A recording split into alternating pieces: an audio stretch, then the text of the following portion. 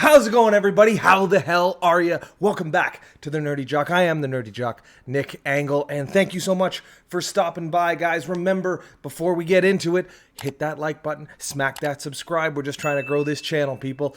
But why? As soon as I go away, all the things happen.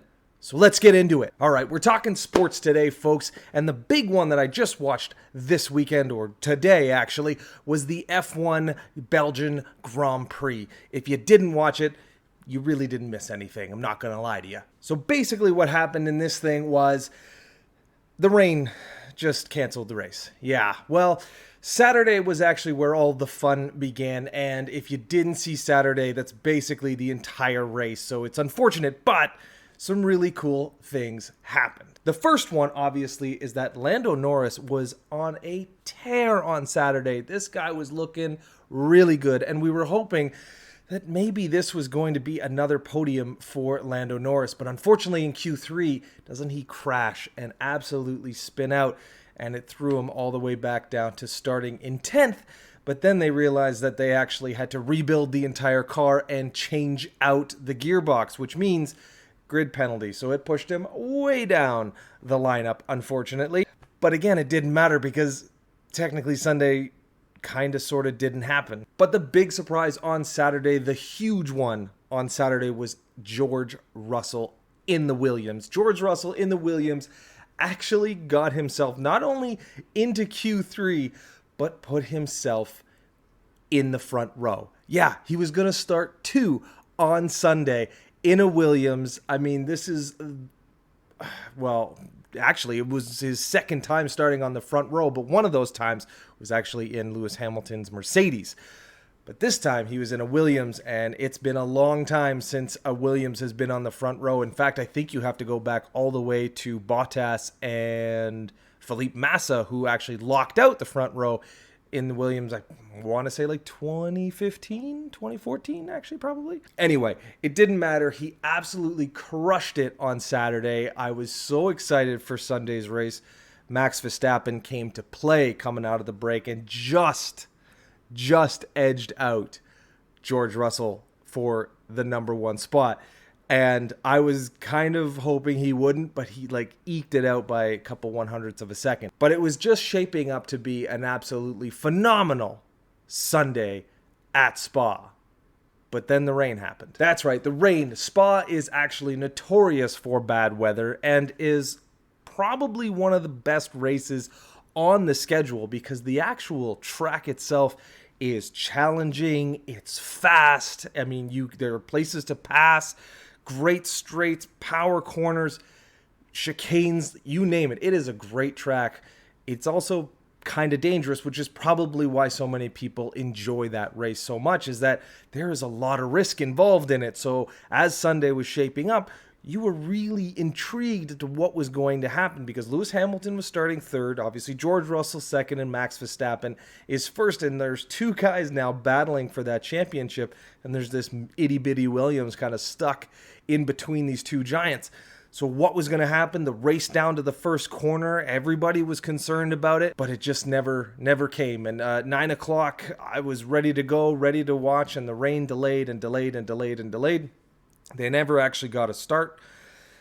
They basically ran 2 laps under a safety car, 2 or 3 laps under a safety car, which is the minimum amount that they actually have to race and award points. For the 7th time in F1 history, they awarded half points or partial points because they at least ran the 2 laps, which is unfortunate. So Lewis Hamilton retains that number 1 spot.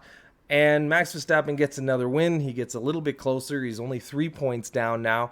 But I think the big one is George Russell. I'm so happy for him to get that podium. He's 2nd step.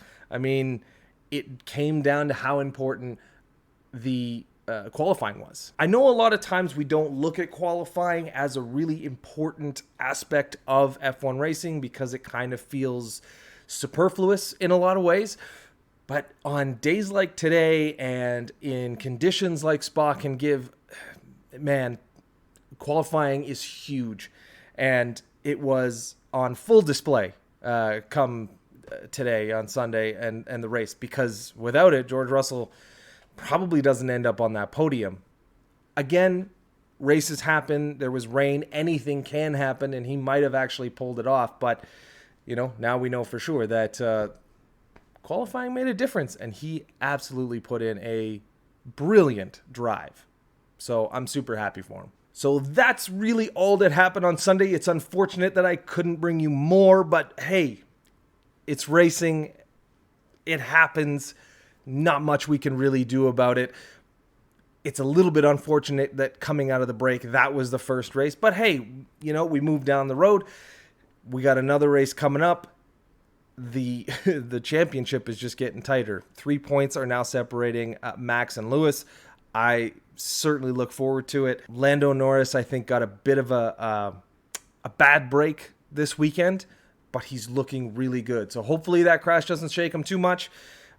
Safety first, really, at the end of the day for these guys. They are phenomenal drivers, and you want to make sure that they're safe. But at the same time, too, you still want to see them race. But, hey, it is what it is. Max Verstappen wins another race, and, Lewis Hamilton gets another pole. But I think the big win of the day definitely has to go to George Russell.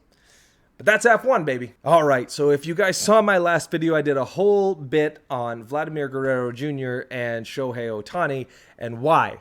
Why do the Blue Jays have to do this to me? They were on an absolute tear, and then they absolutely nosedive in the last couple of weeks. I don't understand what happened. You lose to arguably the worst team in baseball, and it hurts. It hurts my head. This is why I don't do baseball takes or hot takes, baseball hot takes for that matter, because this crap happens and I get upset about it. And yeah, fine, Shohei Ohtani's great. I'm not saying that he wasn't great. I was just trying to point out that, you got to be good at, a bunch of different things. You can't just get good at, one or two. But now he's really good at a bunch of stuff. Shohei Ohtani is probably going to win the MVP. Unless, of course, Vladdy goes on some kind of ridiculous tear, which I don't think he's going to do in the last little half of this season. But what are you going to do? Speaking of those Blue Jays, I think the craziest thing about this is that if you actually take out their 7-run outburst against the White Sox, in the last 9 games, they have only scored 20 runs while batting 107. And they're 5-4 in those games. What is happening with this team? I get it, and I think I said it at the very beginning of the year, and I was saying consistency was going to be an issue.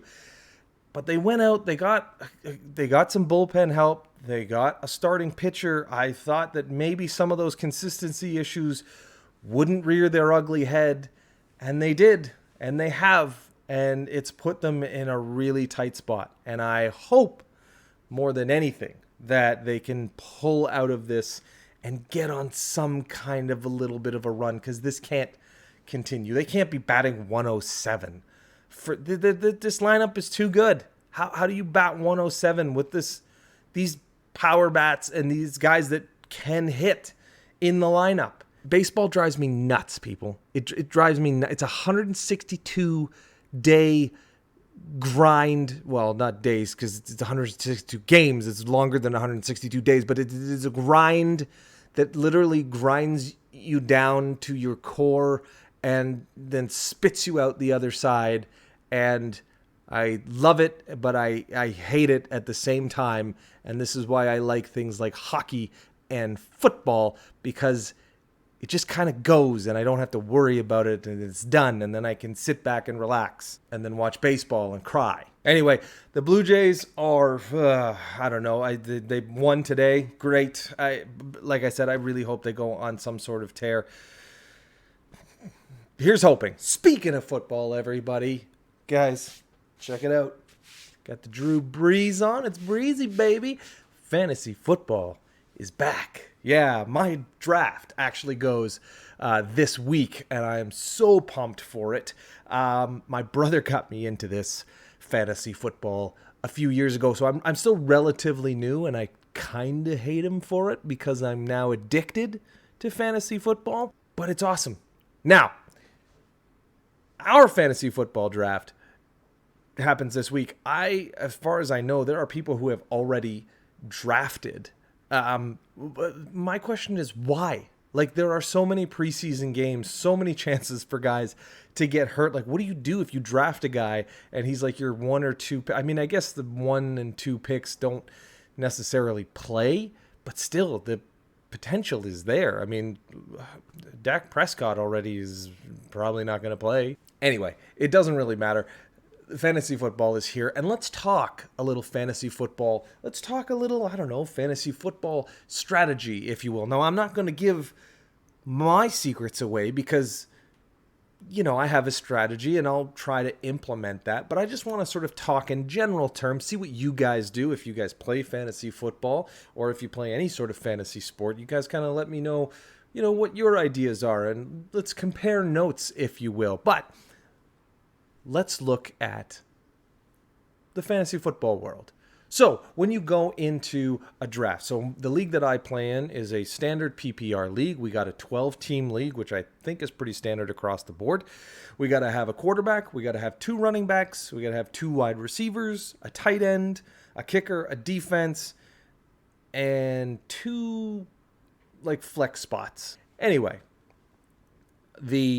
obviously, the draft order is randomized. We don't find out until the day, which can throw your draft ideas out the window sometimes when you have a particular guy that maybe you want to go after, or maybe a couple of guys you want to go after, and then all of a sudden you're picking 12th, and you then have to scramble with what you're going to do.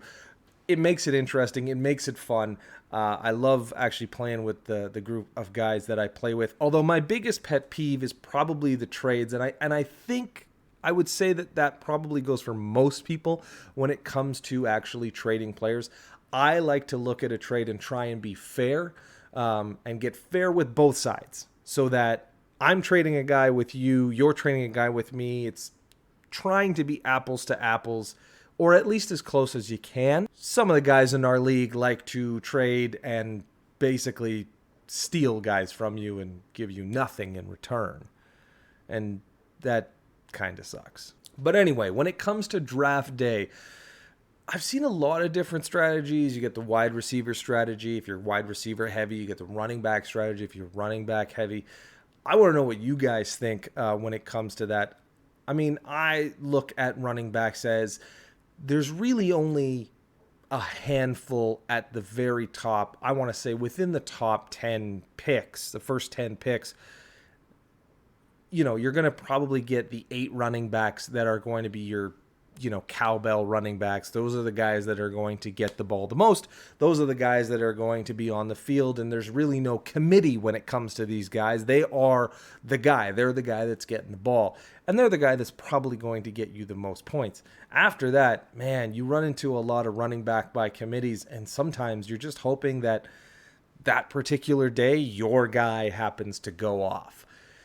It can be frustrating, which is why I think, and I could be wrong, but I'm seeing more wide receiver heavy when it comes to people on online and some of the experts talking about it when you're drafting is like you're looking for more wide receivers, because if you can get those guaranteed wide receiver ones, if you can get a couple of those guys, I think you're averaging with your points a little bit better than, you know, your running back by committees.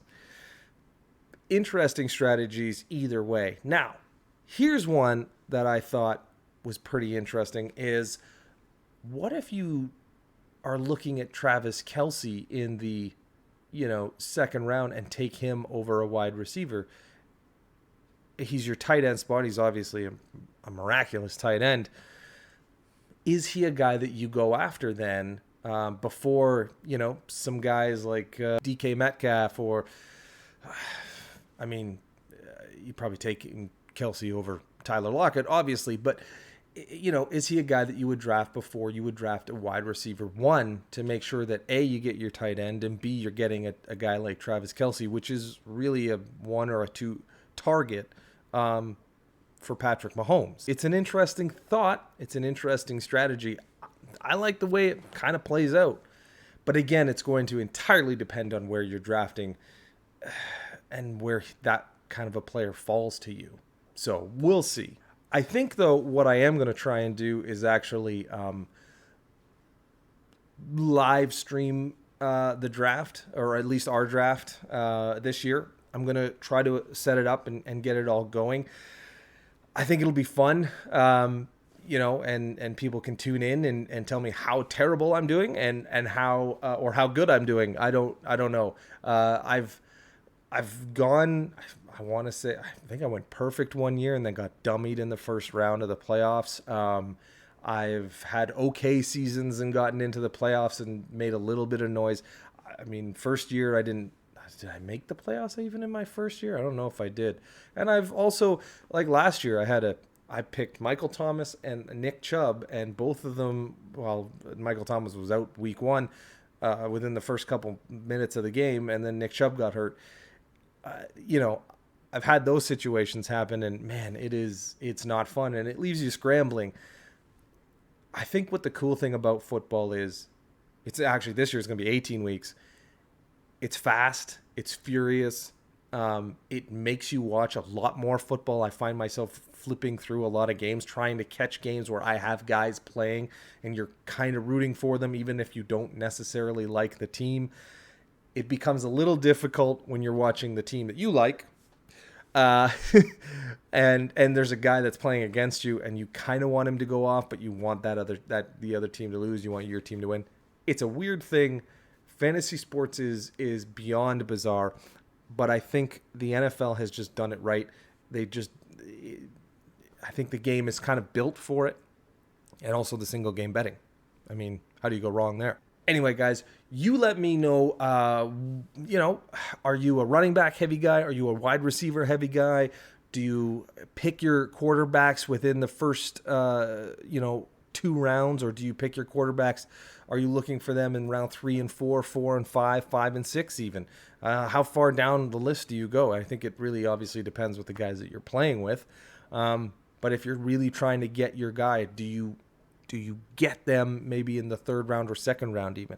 You guys let me know how you guys play. And I think it's going to be really fun. So I'm going to live stream it this year, and we'll see how it goes. I'm going to set it up, and we'll go from there. You guys can tune in. I'm going to try and make sure maybe the guys that I'm playing with aren't tuning in as well, but we'll see. They might be too focused on their drafts. So it should be super fun. And also, too, I'm going to actually get my Twitch channel going. So I will let you guys know when that actually happens. Obviously, with the NFL draft, the fantasy draft, I'm going to do that, but I'm actually going to get something else going as well. So you guys can tune in and check that out. But that is it for me today. Thank you so much, guys, for watching. Remember, do me a favor, hit that like button, smack that subscribe. We're just trying to grow this channel and have a lot of fun while we're doing it.